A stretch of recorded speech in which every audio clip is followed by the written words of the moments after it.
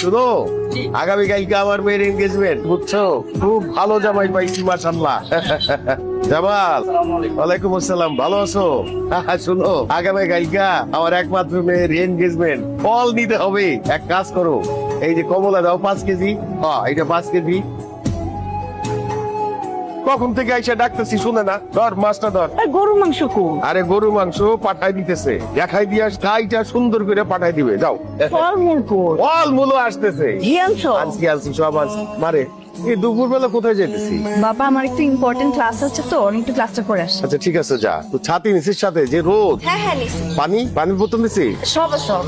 আচ্ছা ঠিক আছে। আচ্ছা শোন দাঁড়া, 1000 টাকা রাখ। রিক্সায় যাবি, রিক্সায় আসবি, একদম হাঁটাহাঁটি না, উইটা তো রোদ্রে কালো হয়ে যাবি, যা। আচ্ছা মা, আজকের মাছের মাথাটা আমি খাবো না, এই মাছের মাথা তোমার বোন খাবে, তার জন্য ভালো করে রান্না করবা। কেন? সবসময় এমন কেন হবে? আমি কবে পাবো? বোরিং বাবা।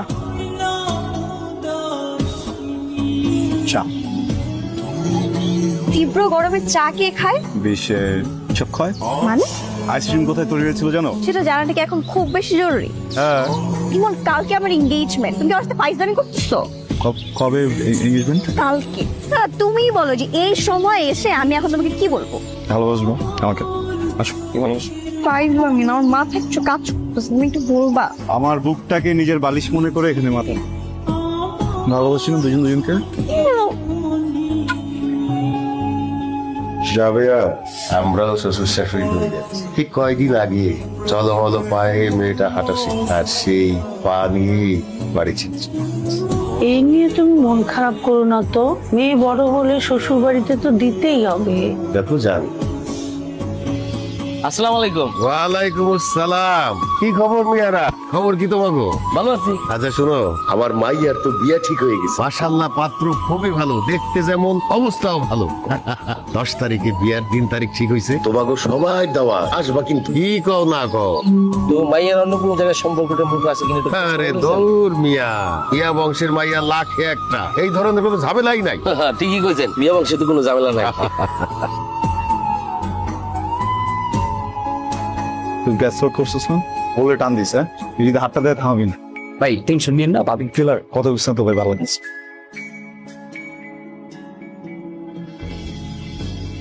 আদনান, যেই আসুক বুঝছস, কেউ যদি হাতটা দেখায় বা কোনো গাড়ি যদি তোরে সিগন্যাল দেয় থামবি না, হ্যাঁ? সব ঠিক হয়ে যাবে। জানি না। দেখ শাম, কিরে বাবা, নাবিলার কোনো খোঁজ পাইলি? আপুর সব বান্ধবীদের বাসায় তো খোঁজ নিলাম আব্বা, কারো বাসায় তো আপুকে পেলাম না। তোমার জন্য তুমি লাই দিয়ে দিয়ে মেয়েটারে মাথায় তুলছো, কোনোদিন একটু শাসন পর্যন্ত করতে দাও নাই, এখন বুঝো? না, আমার মেয়ে কোনো খারাপ কাজ করতে পারে না, ওর কোনো বিপদ হয়ে যাবে না তো। অ্যাক্সিডেন্ট হয় নাই তো? তবে আমি, আমার মনে হয় হাসপাতালগুলিতে একটু খোঁজ নেই। তুই আয় তো বাবা, আমার সাথে আয়। তুমি দেখতে গোধূলির মতো। সরি, আমি তোমাকে কখনো দিতে পারিনি। ভাবনা তো আছে আমার কাছে, কিন্তু ওই যে অনেক বেশি ভারী তো, তাই পরে নিয়ে রেখেছি। গহনা আছে মানে? আমি তো আমার বিয়ের গহনা নিয়ে আসছি। কি বলো? কেন? তুমি না বলছিলে ব্যবসা করবো? তোমার বাবাকে আমার কথাটা বলে আসতে। আমার মা বল সবসময় পড়ে থাকো, এটা আমার মার শাড়ি। আমি চাই আমার শেষ দিন পর্যন্ত তুমি আমার পাশে থাকো, এটা পুরো। কখনো ভয় পেও না, আমি তোমাকে কখনো ঠকাবো না। ঘুমাও। মানে? কালকে রাত থেকে জেগে না আমি ধকল গেলে আসি। ঠিক আছে, কিন্তু তোমারও তো একটা চাওয়া পাওয়া থাকতে পারে, তাই না? যাও বাবা, যেই মানুষটাকে সারা জীবনের জন্য পেয়ে গেছি, আজকে রাতটা না হয় না পেলাম। হ্যাঁ, ঘুমাও যাবো। মিয়া বাড়ির মেয়ে বলে কোনো বদনামই নাই, হ্যাঁ? তারা বলে দুধে দেওয়া তুলসী পাতা, অন্তদি পলায় হয়ে গেছে গিয়া, হ্যাঁ? আমরা হলে বিষ খেয়ে মরতাম। কিরে রাতুল, তোর বোন নাকি পারেন্সে কোনো খোঁজ খবর পেয়েছিস? এই মুখ কালো করে রাখছো কেন? কই, আমার মুখ তো ঠিকই আছে, আমি হয়তো একটু পুরনো হয়ে গেছি না, এই জন্য আমার লাগছে। আমার কাছে সবকিছু ঠিক আছে, তাও যেন মনে হচ্ছে কোনো কিছু ঠিক। কেন? আমি আসলে বাবা মাকে ছেড়ে কখনো এত দূর থাকিনি, তো কোনো কথাও হয়নি, দেখাও হয়নি, তাই বোধহয় একটু খারাপ। অফিসার, আপনি দয়া করে আমার মেয়েটার একটু খুঁজে দেন, আমার একটাই মাত্র মেয়ে। স্যার সাহেব, আপনি যেটা বাবা আপনার কষ্টটা বুঝলাম, আমরা আমাদের যথাসাধ্য চেষ্টা করতেছি। ফিরতে এত দেরি হলো কেন? মাসে ঢোকার সময় দীপকের সাথে দেখা হয়েছে বুঝছো, তো বললো বাড়িওয়ালা নাকি আমাদেরকে নিয়ে ওর সাথে চিল্লাচিল্লি করতেছে। তাই না, আগের মাসে আমরা অন্য কোথাও চলে যাই, এমনি বাসায়। হ্যাঁ, টাকা কোত্থেকে পাবো? আদর টাকা নিয়ে তুমি চিন্তা করো না, ওটা আমি দেখবো না। হ্যালো হ্যালো, কে বলছেন? হ্যালো হ্যালো, কে? মানে মাথা কই? তুই কই মানে? তুই কই? রিক্সায় যাবি, রিক্সায় আসবি, একদম হাঁটাহাঁটি না। উইটা তো রোদ্রে কালো হয়ে যাবে। যা এই নে মা। না না করতে পারবি না, কয়েকদিন ধরে খা ঠিক মতো।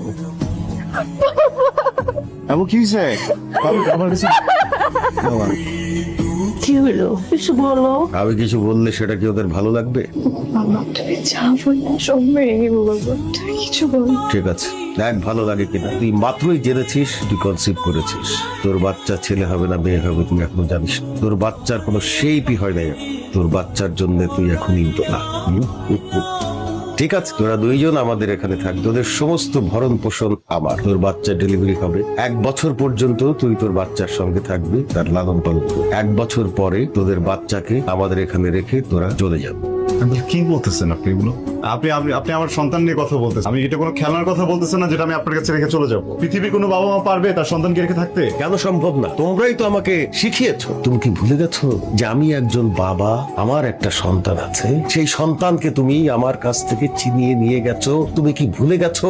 তাহলে তুমি কেন পারবে? তোমার কাছ থেকে তোমার সন্তানকেও ছিনিয়ে নিলে তুমি কেন পারবে না সেটা সহ্য করতে? বাবা কি জিনিস তুমি কি জানো? ঘুমের মধ্যে বাচ্চা যখন চিৎকার করে কেঁদে ওঠে, বাবার বুকের ভেতরটা কিভাবে মোচড় দেয়, তুমি কি ফিল করতে পারো? কখনো পারবে? সন্তানের আঙ্গুলে সামান্য একটু খোঁচা লেগে রক্তপাত হলে সেই রক্ত আমার গায়ের থেকে ঝরছে বলে মনে হয়। সন্তানকে খাওয়ানোর সময় যখন তার হিচকি উঠে যায়, বাবার দুনিয়াটা এদিক ওদিক হয়ে যায়। আমার কোনো ধারণা আছে সেই সম্পর্কে? হ্যাঁ, তুমি আবার বাচ্চাটাকে নিয়ে গেছো, যেই বাচ্চাটাকে আমরা তিল তিল করে পৃথিবীর মুখ দেখিয়েছি, যেই বাচ্চাটা হামাগুড়ি দিয়ে টলমল পায়ে হাঁটতে শিখেছে, যেই বাচ্চা আমার আঙুল ধরে ঘুরে বেরিয়েছে, আমার হাত ধরে স্কুলে গেছে, সেই সন্তানকে তুমি আমার কাছ থেকে ছিনিয়ে দিয়ে গেছো। তুমি কি বুঝবে? তুমি কি করে বুঝবে একজন বাবার কষ্ট? আঙ্কেল, আমার বয়স যখন 15 তখন আমার আম্মা মারা গেছে। আব্বা সে থাকতে সামলাতে পারেন, উনিও মানসিক ভারসাম্য হারায় ফেলে। সবসময় দেখতাম আম্মার ঘরেই বসে থাকতো, বিছানার উপরে বসে ঘন্টার পর ঘন্টা একাকি কি যেন করতো। ওনার যে একটা ছেলে আছে, ওনার এটা মাথায় ছিল। কোনোদিনই আমার এসে জিজ্ঞেস করে নাই যে আমি খাইছি কিনা, দেখতে আসে নাই আমি ঘুমাইছি, শরীরটা কেমন, আমার জ্বর আসছে কিনা। আমার যখন নাবিলের সাথে পরিচয় হয়, ও আমার খুব খেয়াল রাখা শুরু করতো। আমি না ভুলে গেছিলাম যে আমার পরিবার নাই। কিছু সময়ের জন্য মনে হইতেছিল যে আমার সবকিছুই নাবিল, আমার বাবা, আমার মা, আমার পরিবার, আমার শান্তি, আমার ঘুম। আমার যখন নাবিল এসে বলছে না যে আপনার বিয়ে ঠিক করে ফেলছেন, আমি খুব ভয় পেয়ে গেছিলাম। ভয় পেয়েছিলাম যে আমি আমার পরিবারটা মনে হয় করে হারাই ফেলবো। তখন পরে আপনাদের কথা আমার মাথায় আসছে নেই। পরিবার হারানোর ভয়ে খুব সেলফিশের মতো একটা কাজ করে ফেলছে। আমার মাফ করে দিয়ে নাকি আপনি না পুলিশ ডাকেন, পুলিশ এসে আমার জোর করে নিয়ে যায়। আমার পরিবার ছাড়া আমি থাকতে পারবো।